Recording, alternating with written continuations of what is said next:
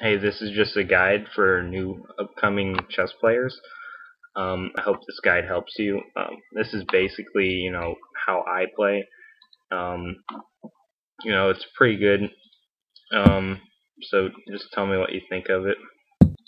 So personally, in chess, when I start out, I usually just try to go in a diagonal formation. Um, that's just me, but I like to set up all my pawns, diagonally so they blockade and they can actually trade off easily. Personally, I don't care for trading off. I rather save all my men that I can, and I usually try to. This game went really well, actually. This is a pre-recorded. I just played this 2 minutes ago. I'm just going over some of the basics. If you see here, the white bishop, it can actually, I set my pawns in such a way it can move very easily. Look at the white bishop, the queen, how much space. They can maneuver between the pawns this way in the diagonal formation. It just makes it really easy to protect your um, chess pieces. And, this is really a tactic I use a lot. Um, in these certain diagonal formations, they are able to maneuver really well. The only bad part is the black bishop cannot maneuver, but all you have to do is really use your queen and your white bishop, and those two are really good for this set. Right here, I moved my queen over right here because that black knight was going to go forward and take that one pawn because it was unprotected.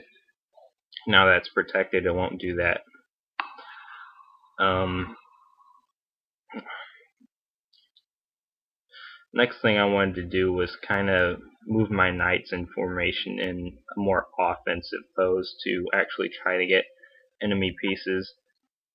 I usually use my knights kind of early in the game because um, I just try to get quick kills with them. I don't really care for them. They don't really help out near the end of the game that much.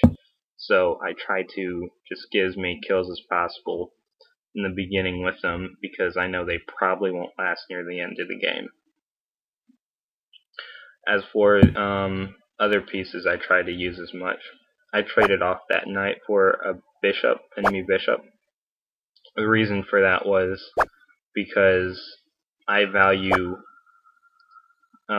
bishops more than knights. I would rather get an enemy bishop um, than a knight. So that's why I traded those off. Bishops are a lot more powerful in my opinion because they can go across the board when they're diagonal. Um, Knights are kind of limited to their space. They have to really get up close in battle. This is when it starts getting pretty sticky. You have a lot of pawns on the board. It's just very chopped up. A lot of the pieces can't move around. My main goal here was to try to get some of the back players out and really get behind all these pawns and try to take them out slowly. Right here, I'm trying to take out that black pawn way over to the right with the bishop. I'm trying to think of a way how to do that because that one's really unprotected if I get another player there.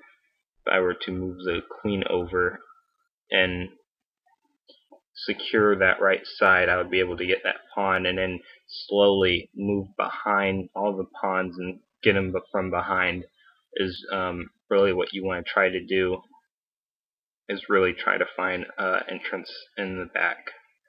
So that's what I did right here. As you can see, I moved my queen over, secure this right side. Now I'm going to move my bishop and take that pawn. And he's not going to move his rook because the rook is worth more than the bishop. Let's do some pawn action here.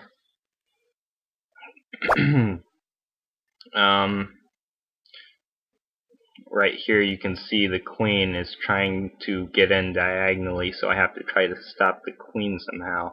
But I really don't have a way to really block them.